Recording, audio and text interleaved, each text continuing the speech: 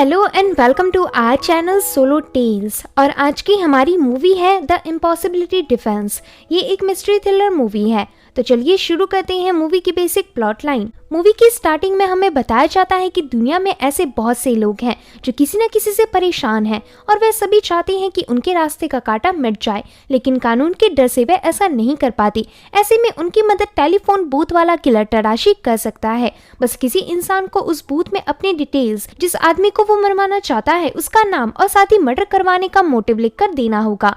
केवल इतना करने पर वो खतरनाक किलर तराशी बड़ी सफाई से उस आदमी को मार डालेगा। लेकिन खतरे की बात यह है कि जब भी तराशी को मर्डर करवाने के पीछे का मोटिव प्योर नहीं लगता तो वो उसको हायर करने वाले को भी मार डालता है। इतना बताकर मूवी लेडी इंस्पेक्टर यामे और उसके नए असिस्टेंट ऑफिसर पर शिफ्ट होती है। ये दोनों इधर शीरो नाम के आदमी से एक लड़की के मर्डर के बारे में पूछताछ करने आए थे, लेकिन शीरो इनकी बातें सुनते ही वहाँ से भाग जाता है। पर फिर भी ये दोनों किसी तरह उसे पकड़ लेते हैं। भागने की वजह से इन्हें पता चल गया था कि शीरो ही उस लेडी का कातिल है, इसलिए यामे शीरो को सीधा अरेस्ट कर लेती है। फिर सीन एक बिजनेसमैन कुजीरा पर शिफ्ट होता है। कुजीरा ने किसी आदमी को काफी सारे पैसे दिए थे और वही पैसे कुजीरा उससे फोन पर मांग रहा था। फिर कॉल एंड होने के जस्ट बाद ही कुजीरा के सामने कोई आदमी आता है। वो आदमी कुजीरा की टेबल पर एक बैग रखता है और थोड़ा सा पानी एक ग्लास में भरकर उस पानी को कुजीरा के फेस पर मारता है, जिससे कुजीरा गुस्से में खड़ा होता है। तभी हम देखते हैं कि यह आदमी किलर तराशी था,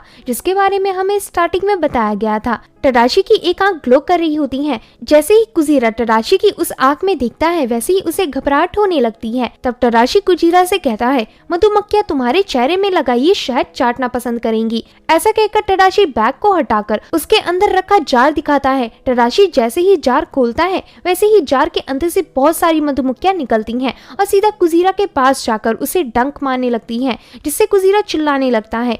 वहीं ये सब होते समय तराशी शांति से खड़ा होकर उसे देख रहा था। मधुमक्खियों की काटने की वजह से कुजीरा की मौत हो गई थी। वहीं इधर कुजीरा का केस ऑफिसर यामे और उसके असिस्टेंट को मिला था।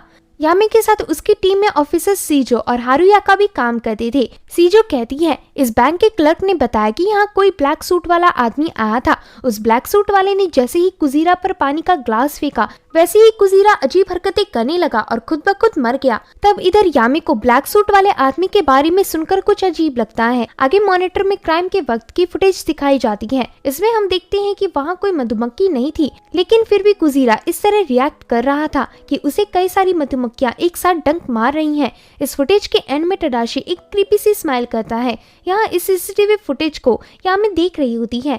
तभी इंस्पेक्टर मीता बताता है, कुजीरा पर जो पानी फेंका गया था उस पर किसी तरह का कोई जहर नहीं था, ना ही कुजीरा की बॉडी में कोई जहर मिला। तब यामे कहती है, इस केस को देखकर मुझे इसी के जैसा एक सिमिलर केस याद आ रहा है। 3 महीने पहले ही एक घोटालेबाज लेडी थी। उसका मरते वक्त ऐसा कहना था कि कोई उस पर बार बार चाकू से हमला कर रहा है। बस इतना कहकर वो लेडी खुद ब खुद मर गई। हालांकि उस लेडी के शरीर में चाकू का एक भी निशान नहीं था। वहीं जिस इंसान के सामने ये सब हुआ था, उसने पास की गली से सेम इसी ब्लैक सूट वाले आदमी को गुजरता देखा था। सभी विक्टिम के आसपास इसी एक आदमी का होना कोई इत्तेफाक नहीं हो सकता। इंस्पेक्टर रैन कहती है, फिर हम इसे पकड़ क्यों नहीं लेते? सीजो कहती है, हम इसे किस इल्जाम पर अरेस्ट करेंगे कि इसने कुजीरा के ऊपर बस नॉर्मल पानी फेंका था? पहले हमें इसके खिलाफ कोई एविडेंस ढूंढना होगा जिससे हम इसका गुनाह साबित कर सके। ऐसा कहकर सभी ऑफिसर वहां से चले जाते हैं। तभी वहां यामे के ऑफिस में केनिची नाम का एक आदमी आता है। केनिची कई बार यामे के ऑफिस में उसे फूड डिलीवर करने आता था। आगे यामे और उसका असिस्टेंट केस के बारे में बात कर रहे होती हैं कि उतने में ही वहां केनिची दोबारा आ जाता है। केनिची ये बताने आया था कि वो अपना टिफिन वापस ले जा रहा है। तब यामे कहती है, तुम्हारा खाना बहुत टेस्टी था। इसे सुन केनिची विदा लेता है और वहाँ से चला जाता है। असिस्टेंट कहता है, ये आदमी कौन था? यामे कहती है, जब मैं बाल सुधार गृह यानी जुविलियन डिपार्टमेंट की ऑफिसर थी, तब ये भी उस जेल के बाकी कैदियों में से एक था, लेकिन जेल से छूटने के बाद इसने अपनी जिंदगी बदल दी है और इसलिए इसकी मैंने थोड़ी हेल्प की, जिस कारण आज ये 5 स्टार होटल का हेड शेफ है। तो इसे सुन असिस्टेंट खुश होता है। अगले दिन असिस्टेंट यामे के पास आकर कहता है, मैंने काफी रिसर्च किया और मुझे ऐसा लगता है कि कुजीरा और उस लेडी की मौत का कारण प्लासिबो इफेक्ट है। जैसे वियतनाम वार का ये हादसा देखो, इसमें 60,000 चीनी और अमेरिकी सेना मारी गई थी, लेकिन अजीब बात यह है कि उनमें से आधे सैनिकों को कुछ नहीं हुआ था। उनके सिर्फ कंधे और उंगलियों में गोली लगी थी, लेकिन फिर भी वह मानने लगे कि वह मर रहे हैं और अंत में वह सच में मर गए। इधर एक हिप्नोटिक एक्सपेरिमेंट के बारे में भी लिखा हुआ है। इसमें एक साइंटिस्ट ने किसी लड़की की आंखों में पट्टी बांधकर उसके हाथ में गर्म पेन की नोक छुपाई थी, लेकिन एक्सपेरिमेंट के वक्त ऐसा बताया गया कि वो एक आयरन रॉड है। फिर जब देखा गया तो लड़की के हाथ में पेन की नहीं बल्कि सच में एक आयरन रॉड के निशान थे। असल में जब हमारा ब्रेन कोई चीज, चाहे वो कितनी भी इम्पॉसिबल हो, उसे एक्सेप्ट कर लेता है, तब हमारी बॉडी भी वैसे ही रिएक्ट करना शुरू कर देती है। इसी को प्लेसिबो इफेक्ट कहते हैं। जरूर गुजीरा और उस लड़की के साथ भी ऐसा ही हुआ होगा। किसी ने उनके दिमाग में ये डाल दिया होगा कि उस पर मधुमक्खियों का हमला होने वाला है या फिर कोई उसे स्टैब कर रहा है। तो असिस्टेंट की इस बात पर ऑफिसर यामे को थोड़ा यकीन आने लगता है, लेकिन उनका कलीग हारुयामा कहता है जब तक हम इस बात को प्रैक्टिकली प्रूफ नहीं कर सकते तब तक ये सारी इन्फॉर्मेशन बेकार है। आगे यामे एक क्राइम सीन में पहुंचती है जहां मर्डर हुआ था। इस मर्डर के वक्त भी कुछ लोगों ने उसी ब्लैक सूट वाले आदमी को देखा था। तभी इनका एक ऑफिसर कहता है वो ब्लैक सूट वाला आदमी बाहर ही खड़ा है। तो इसे सुनते ही ऑफिसर सीजो और यामे उस आदमी यानी तडाशी के पास पहुंचते हैं और उसे तहकीकात के लिए अपने ऑफिस बुलाती हैं। तब तडाशी भी इस पर मान जाता है। आगे तडाशी से ये दोनों तहकीकात करती हैं। यहाँ सीजो कहती है तुम्हारा नाम उबेसुके तडाशी है, लेकिन इस नाम से कोई आदमी टोक्यो में एग्जिस्ट ही नहीं करता। तब इसे सुन तडाशी स्माइल करता है। सीजो आगे कहती है खैर हमारे पास तुम्हें दिखाने के लिए कुछ है। इतना सुनकर यामे फाइल से कुछ फोटोज निकालकर तडाशी के सामने रखती है। इन फोटोग्राफ्स में तडाशी तीनों क्राइम सीन के आसपास खड़ा देखा गया था। सीजो कहती है क्या आप हमें बता सकते हैं कि क्राइम एरिया में आप क्या कर रहे थे? तडाशी कहता है मैंने कुछ नहीं किया। इस बात को तडाशी रिपीट करता है और तभी तडाशी की आंखें फिर से ग्लो करने लगती हैं, जिसे देखते ही सीजो भी बाकियों की तरह हिप्नोटाइज हो जाती है। अब सीजो को तडाशी की जगह गोजो नाम का स्कूल स्टूडेंट दिखाई देने लगता है, जो बार बार कह रहा था मैंने कुछ नहीं किया। इसे देख सीजो घबराने लगती है, लेकिन जब यामे देखती है तो वहाँ सिर्फ तडाशी होता है, जिसे देखकर सीजो घबरा रही थी। अब तडाशी सीजो से कहता है बाय द वे तुम्हारी कलाई में एक कीड़ा है। इसे सुन सीजो अपनी कलाई की तरफ देखती है और उसे अपनी कलाई में सचमुच का एक कीड़ा रेंगते हुए दिखाई देता है। अब सीजो घबराते हुए अपना हाथ झड़पने लगती है। वही तडाशी कहता है उस कीड़े ने आपको काट लिया, इन्फेक्शन होने से पहले मैं उसका जहर निकालता हूँ। ऐसा बोलकर तडाशी सीजो की कलाई को चाटने लगता है, पर उतने में ही यामे उसे दूर हटाती है। इसके बाद सीजो अचानक से घबराते हुए इन्वेस्टिगेशन रूम से चली जाती है। आगे तडाशी को भी डिपार्टमेंट से रिलीज कर दिया जाता है क्योंकि उसके खिलाफ कोई एविडेंस नहीं थे। तडाशी के जाते ही ऑफिसर यामे सीजो का हाथ देखती है। सीजो के हाथ में किसी तरह का इन्फेक्शन हो गया था जो कि कीड़े के काटने से होता है। फिर सीजो के घर जाने के बाद यामे का असिस्टेंट यामे से कहता है तडाशी ने ऑफिसर सीजो से बस इतना कहा था कि उसने कुछ नहीं किया। और ये सुनते ही सीजो घबरा गई। आखिर क्यों? ऑफिसर यामी कहती है कुछ दिनों पहले की ही बात है। सीजो ने एक हाई स्कूल स्टूडेंट गोजो को गैर कानूनी रेसिंग कार के साथ पकड़ लिया था, लेकिन गोजो अपना गुनाह मानने के लिए तैयार नहीं था। गोजो बार बार कह रहा था कि उसने कुछ नहीं किया है, लेकिन सीजो उसकी बात का विश्वास ना करके उस पर दबाव डाले जा रही थी। फिर उसी रात को गोजो ने कस्टडी में ही सुसाइड कर लिया। मरते वक्त गोजो ने अपनी आखिरी शब्द लिखे थे कि उसने कुछ नहीं किया। पता है गोजो हमारे ही डिपार्टमेंट के इंस्पेक्टर मीटा का बेटा था, लेकिन मीटा ने इस हादसे के बाद भी सीजो पर उसके बेटे के सुसाइड का ब्लेम नहीं डाला। एक फादर के लिए बहुत मुश्किल होता है उसके बेटे की मौत को एक्सेप्ट करना। इतना कहते ही सीन फिर से सीजो पर शिफ्ट होता है, जो बाथरूम में नहा रही थी। तभी अचानक से सीजो को आवाज आती है मैंने कुछ नहीं किया। ये आवाज सीजो की कलाई से आ रही थी। इसे देख सीजो अपनी कलाई में लगी पट्टी उतारती है और वैसे ही उसे अपने इन्फेक्शन के अंदर गोजो का चेहरा दिखाई देता है। इसे देख सीजो घबराकर पास में रखा चाकू उठाती है और उससे अपनी कलाई को काट लेती है, लेकिन इससे सीजो का काफी सारा खून निकलता है और सीजो बाथटब में ही मर जाती है। अगले दिन सीजो के बाकी कलीग और ऑफिसर यामी उसकी डेड बॉडी देखने आती है।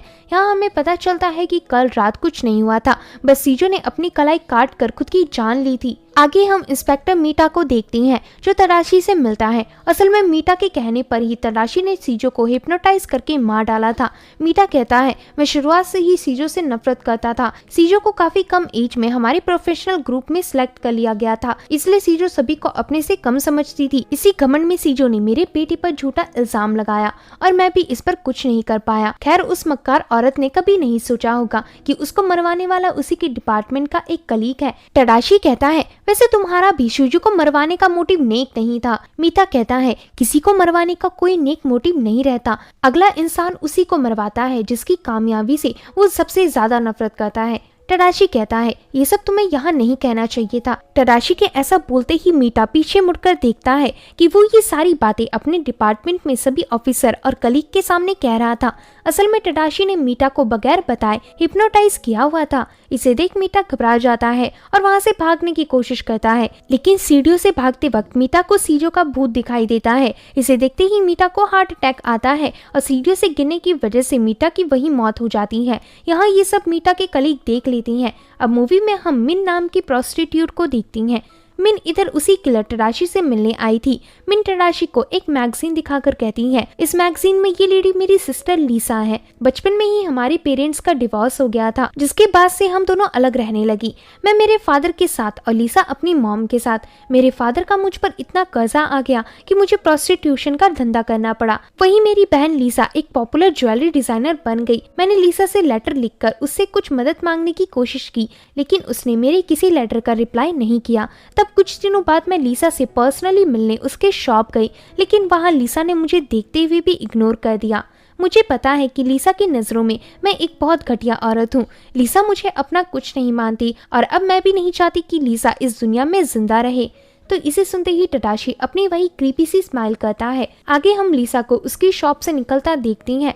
तभी फिर लीसा जैसे ही पार्किंग लॉट में आती है वैसे ही उसके पास टडाशी आता है। यहाँ टडाशी बाकियों की तरह ही लीसा को भी हिप्नोटाइज करने की कोशिश करता है, जिसे देख लीसा घबराकर अपनी गाड़ी में बैठ जाती है और उस जगह से काफी दूर निकल जाती है। इधर रास्ते में लीसा रियलाइज करती है कि उसका ब्रेक काम नहीं कर रहा। वहीं सामने से एक औरत अपने बच्चे के साथ गुजर रही थी। उन्हें बचाने के चक्कर में लीसा की गाड़ी का ट्रक से एक्सीडेंट हो जाता है। आगे टीवी में एक न्यूज रिपोर्टर बताती है टोक्यो के एक इलाके में बहुत बड़ा ब्लास्ट हुआ है। वहाँ 2 लड़कियां वीडियो बना रही थी और ठीक उनके पीछे ही ये बड़ा सा बॉम्ब ब्लास्ट हो गया। इस खबर को टीवी में ऑफिसर यामे देख लेती है। आगे टडाशी बीच रास्ते में यामे से मिलता है और उसे हिप्नोटाइज करके उस पर टॉय वाला चाकू मारता है, लेकिन इस चाकू से यामे को कुछ नहीं होता। ये चाकू यामे के लिए सिर्फ वैसा ही एक टॉय था। इसे देख टडाशी कहता है तुम पर मेरा हिप्नोटिज्म काम नहीं करेगा। मैं ये बात तभी समझ गया था जब मैं तुम्हारे इन्वेस्टिगेशन रूम में था। असल में वहाँ मैंने तुम दोनों को एक साथ हिप्नोटाइज करने की कोशिश की थी, लेकिन तुम्हें कुछ नहीं हुआ। असल में दुनिया में सिर्फ कुछ चुनिंदा लोग हैं जिन पर मेरा हिप्नोटिज्म काम नहीं करता और सिर्फ उन्हीं लोगों के अंदर मेरा सामना करके मुझे मारने की एबिलिटी है। यामे कहती है तुम लोगों को क्यों मारते हो? टडाशी कहता है मैं किसी को नहीं मारता, मैं बस एक अंधेरे की तरह हूँ। जो लोग अंधेरे की तरफ बढ़ना चाहते हैं मैं उनकी मदद करता हूँ और कुछ नहीं। यामे कहती है तुम कोई भी हो, लेकिन मैं लोगों को तुमसे बचाने की पूरी कोशिश करूंगी। टडाशी कहता है उसका बस एक रास्ता है, तुम्हें मुझे मारना होगा, क्योंकि जब तक मैं जिंदा हूँ मौत का सिलसिला आसानी से नहीं थमेगा। ये रहा मेरा एड्रेस, जब भी तुम्हारा इरादा करे मुझे खत्म करने का तो यहाँ आ जाना। ऐसा बोलकर टडाशी वहाँ से चला जाता है। अगली सुबह पता लगता है कि लीसा उस हादसे में सरवाइव कर गई थी। यहाँ यामे लीसा से कहती है क्या आपने एक्सीडेंट से पहले इस आदमी को देखा था? ये तस्वीर टडाशी की होती है। तब लीसा इसे देख हाँ करती है। अब यामे और उसका असिस्टेंट दूसरे कमरे में जाती हैं। यहाँ यामे यही सोच रही थी कि अगर टडाशी को किसी ने लीसा को मारने का कॉन्ट्रैक्ट दिया था तो इस बार टडाशी कैसे चूक गया? जरूर दाल में कुछ काला है। दूसरी तरफ कमरे में लीसा खाना खा रही होती है कि तभी उसे अपने सामने टडाशी दिखता है। टडाशी अपने हाथ में जहर की बोतल दिखाता है। इसे देखने के बाद जैसे ही लीसा अपने खाने की तरफ देखती है तो उसे पूरा खाना खराब लगने लगता है।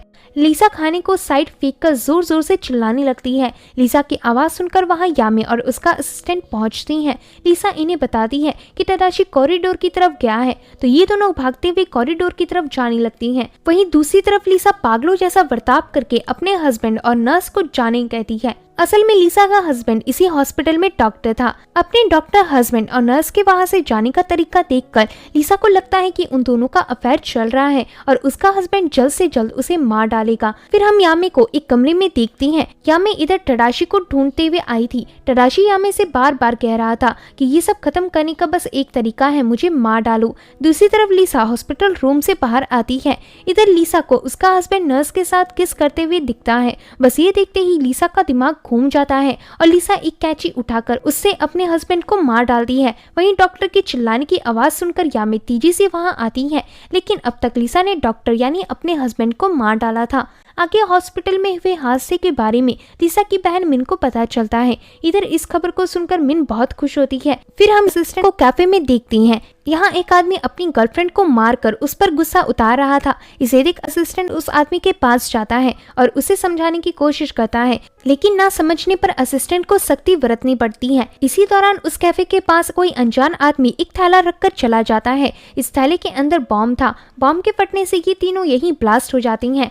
अब सीन मिन पर शिफ्ट होता है, जिसे उसके घर लौटते ही एक लेटर मिलता है। आगे जब मिन इस लेटर को खोलकर देखती है तो इसमें लिखा हुआ था, तुम्हारे सभी लेटर्स के लिए शुक्रिया, बट मैं कुछ रीजंस की वजह से तुम्हारे उन लेटर्स का टाइम पर रिप्लाई नहीं कर पाई, और उस दिन जब तुम मेरी शॉप में आई थी तो मुझे पता था कि ये तुम ही हो, लेकिन फिर भी मैं वहाँ से भाग गई। दरअसल तुम्हें इतने सालों बाद देखकर मैं तुम्हें एक्सेप्ट नहीं कर पा रही थी। मेरे दिमाग इसके लिए प्रिपेयर नहीं था। मैं जानती हूँ कि तुम्हारा अभी का जॉब अच्छा नहीं है, इसलिए तुम मेरे साथ आकर काम कर सकती हो। तो यहाँ ये लेटर पढ़कर मिन को अपनी गलती का एहसास होता है और इसलिए मिन फांसी से लटक कर सुसाइड कर लेती है। अगली सुबह ऑफिसर यामे हॉस्पिटल जाकर अपने असिस्टेंट को देखती है। यामे का असिस्टेंट बॉम्ब ब्लास्ट की वजह से पूरी तरह से घायल हो चुका था। असिस्टेंट को देखने के बाद यामी लिसा के रूम में जाती है और उसे बताती है कि तुम्हारी सिस्टर मिन ने कल रात ही सुसाइड कर लिया है। सुसाइड वाली रात को मिन ने तुम्हारे लिए ये वॉइस मैसेज छोड़ा था। इस मैसेज में मिन कह रही थी, मुझे माफ कर देना लिसा, असल में मैं तुमसे बहुत नफरत करती थी, तुम्हारी हर खुशियां छीनना चाहती थी, इसलिए मैंने तराशी को तुम्हारे फियांसे को मारने का कॉन्ट्रैक्ट दिया और आखिर में उसने मेरा काम कर दिया। तो इस मैसेज को सुनने के बाद लिसा की हालत और खराब हो जाती है और फिलहाल उसे जेल की जगह हॉस्पिटल के दूसरे कमरे में आराम करने भेजा जाता है। उसी कमरे के बाहर यामी अपने नए असिस्टेंट किमुरा से बात कर रही थी। किमुरा कहता है तराशी को अरेस्ट करवाना नामुमकिन है। यामी कहती है फिर हमारे पास सिर्फ उसे मारने का ऑप्शन बचता है, क्या मुझे सच में उसे मार डालना चाहिए?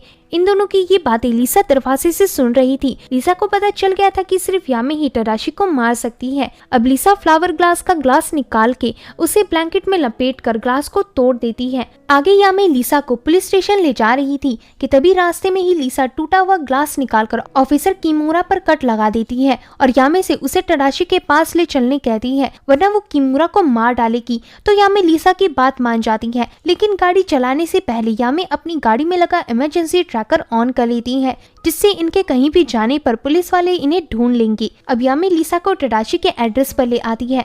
वहीं तराशी यहाँ आराम से बैठा हुआ था। लिसा इधर यामी को उसके हाथ से चाकू लेकर तराशी को मारने का कहती है। तराशी कहता है तुम्हारा चाकू उतना नुकीला नहीं है, लो इनमें से एक चाकू चुन लो। तब यामी एक चाकू उठाती है। वहीं तराशी यामी की तरफ बढ़ने लगता है, लेकिन इधर यामी किसी की जान नहीं ले सकती थी, इसलिए यामी तराशी को मारने से मना करके उस चाकू को वहीं फेंक देती है। तब इधर लिसा को एक आइडिया आता है। लिसा नीचे गिरे चाकू को उठाकर तराशी के पास पहुंचती है। तराशी कहता है तुम मेरा खात्मा नहीं कर सकती। लिसा कहती है मैं जानती हूँ। ऐसा बोलकर लिसा उस चाकू से खुद को ही मार डालती है और मरते मरते वो चाकू तराशी के हाथ में पकड़ाती है ताकि उसके मरने का इल्जाम तराशी पर लगे। तभी वहाँ बैकअप टीम पहुंचती है, क्योंकि यामे ने उन्हें गाड़ी से सिग्नल भेजा था। तराशी पुलिस वालों को बगैर कुछ कहे खुद को उनके हवाले कर देता है। आगे तराशी को लिसा के इल्जाम में फिर से कस्टडी में पेश किया जाता है, लेकिन यामी यहाँ सारा सच बता देती है कि तराशी ने लिसा को नहीं मारा था, बल्कि लिसा खुद अपनी गर्दन काट कर मरी थी।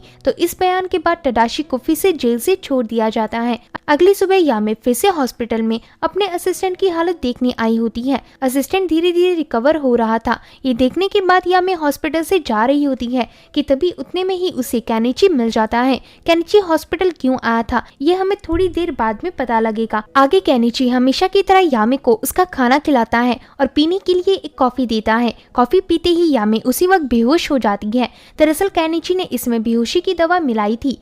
अब केनिची यामी को व्हील चेयर में बिठाता है और कोई बैग रखकर उस हॉस्पिटल से चला जाता है। आगे जब यामी की आंखें खुलती है तो वो अपने सामने केनिची को देखती है। केनिची कहता है तुम्हारा एक स्टेप और लेने पर मैं कई लोगों को मार डालूंगा। यामी कहती है ये सब झूठ है। केनिची कहता है यही सच है, मुझे लोगों का भरोसा, उनका विश्वास तोड़ने में बहुत मजा आता है। जब मैं जेल से रिहा हो रहा था तो मैंने तुम्हारी आंखों में मेरे लिए होप देखी थी। तुम्हें उम्मीद थी कि मैं एक बहुत नेक इंसान बनूंगा, इसलिए मैं तुम्हारे सामने अच्छा आदमी बनने का नाटक कर रहा था, लेकिन मुझे तब से इस दिन का इंतजार था। आज तुम्हें मेरी असलियत पता चल रही होगी। अब जरा इन मोबाइल फोन्स की तरफ देखो। ब्लू वाले फोन में जो नंबर डायल है उसे उठाते ही जिस हॉस्पिटल रूम में तुम्हारा असिस्टेंट एडमिट है वो रूम पूरी तरह ब्लास्ट हो जाएगा। वही रेड वाला फोन उठाने पर ये जो तुम्हें किंडरगार्टन दिख रहा है वो पूरा किंडरगार्टन और उसके सभी बच्चे खत्म हो जाएंगे। यामी कहती है मुझे तुम्हारी बातों पर यकीन नहीं होता। केनिची कहता है रिसेंटली टोक्यो में हुआ ब्लास्ट, पार्क के पास हुआ ब्लास्ट और 1 साल के अंदर जितने भी बॉम्ब ब्लास्ट हुए हैं वो सब मैंने किए हैं। इवन तुम्हारा असिस्टेंट जिस बॉम्ब के ब्लास्ट होने से घायल हुआ था वो बॉम्ब भी मैंने प्लांट किया था। लेकिन तुम्हें इस बात का प्रूफ देने के लिए मुझे एक और ब्लास्ट करना होगा, तो ये लो। इसे देख यामी को यकीन नहीं होता क्योंकि उसने जिस पर सबसे ज्यादा यकीन किया था वही आदमी कई लोगों को मारने का कारण निकला। इतने में ही वहाँ पर तडाशी आता है। तडाशी और केनिची एक दूसरे को पहले से ही जानती थी। यामी कहती है तुम दोनों एक दूसरे को कैसे जानती हो? केनिची बताता है तुम्हें कुजीरा तो याद ही होगा, पता है उसे मरवाने का ऑर्डर तडाशी को और किसी ने नहीं बल्कि मैंने दिया था। यामी कहती है क्यों? केनिची कहता है क्योंकि मेरे पास बॉम्ब बनाने के पैसे नहीं थे, इसलिए मैंने कुजीरा से पैसे उधार लिए थे, लेकिन बाद में मेरा उसे पैसे वापस देने का मन नहीं किया, इसलिए मैंने उसे मारने के लिए तडाशी को हायर किया। लेकिन तडाशी बहुत बोरिंग है, अब इसके मरने का समय आ गया है। ऐसा कहकर केनिची तडाशी पर हमला करता है, लेकिन तडाशी खुद को बचाने के बाद केनिची को अपनी आंखें दिखाकर हिप्नोटाइज कर लेता है। हिप्नोटाइज करते ही तडाशी अपने हाथ से बड़ी बड़ी कांटियां निकालता है और उसे केनिची के दोनों हाथ में मारता है, जिससे केनिची हिल नहीं सकता था। तडाशी केनिची का चाकू यामे की तरफ फेंकता है क्योंकि यामे ही तडाशी को मार सकती थी। यहाँ जब यामे देखती है तो उसे केनिची के दोनों हाथों में कुछ लगा हुआ नहीं दिखता। ऑफ कोर्स उसे तडाशी ने हिप्नोटाइज किया हुआ था। तडाशी कहता है तुम्हें मारने के लिए मुझे किसी ने हायर किया है। फ्लैशबैक में दिखाते हैं कि तडाशी को हायर करने वाला केनिची का सीनियर था। उस सीनियर को ये जलन थी कि उसके इतने साल तक काम करने के बावजूद केनिची का प्रमोशन उससे पहले हो गया। यामी कहती है तुम उसे नहीं मार सकते। तडाशी कहता है यही मेरा काम है, अगर तुम्हें मुझे रोकना है तो पहले मेरा मर्डर करना होगा। इसे सुन यामी जमीन में रखा वो चाकू उठाती है और उससे तडाशी को स्टैब करती है। तडाशी के स्टैब होते ही केनिची पर तडाशी का हिप्नोटिज्म काम नहीं करता और तडाशी वापस से नॉर्मल हो जाता है। तडाशी के नॉर्मल होते ही यामे उसे मारकर उसके हाथ में हैंडकफ लगा देती है और उसका फोन लेकर उसे नीचे पटक देती है। वहीं वह तो ब्लू और रेड मोबाइल फोन्स भी तोड़ देती है। लेकिन केनिची कहता है इस सब से कुछ नहीं होने वाला, वह दोनों बॉम्ब्स 10 मिनट में ऑटोमेटिकली फट जाएंगे। यामे कहती है इतना समय सबको रेस्क्यू करने के लिए काफी है। ऐसा बोलकर यामे वहाँ से निकल जाती है। इधर यामे ने पाइप्स के बीचों बीच हैंडकफ्स लगाकर गलती कर दी थी। केनिची बार बार पाइप्स पर हैंडकफ से हिट करता है जिससे पाइपें टूट जाती हैं और केनिची हथकड़ी के साथ ही वहां से भाग जाता है। उन दोनों के निकलने के बाद तडाशी भी वापस खड़ा होता है, यानी तडाशी मरा नहीं था। दूसरी तरफ बॉम्ब की खबर मिलते ही हॉस्पिटल से सारे स्टाफ और मरीजों को बाहर भेजा जाता है। अब इस दौरान यामे असिस्टेंट के रूम में पहुंचती है। यहाँ यामे को बैग में रखा वो बॉम्ब दिख जाता है। यामे इस बॉम्ब को लेकर कमरे से बाहर चली जाती है। वहीं केनिची हॉस्पिटल पहुंचता है और वहाँ के टेलीफोन बूथ में अपनी टंग के जरिए कोई नंबर डायल करने लगता है।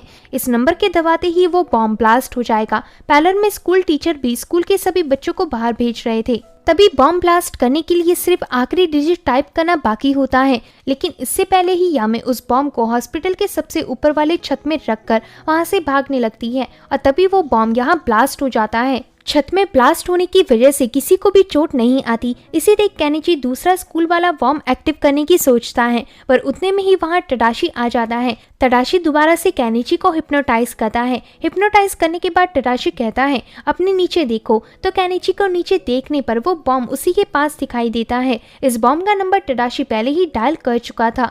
तडाशी उस नंबर को डायल कर देता है और फिर वो बॉम्ब वहीं फट जाता है, जिससे केनिची की काफी बुरी हालत होती है और वो वहीं मर जाता है। केनिची के मरने के बाद यामे सीढ़ियों से गुजरते हुए तडाशी को देखती है।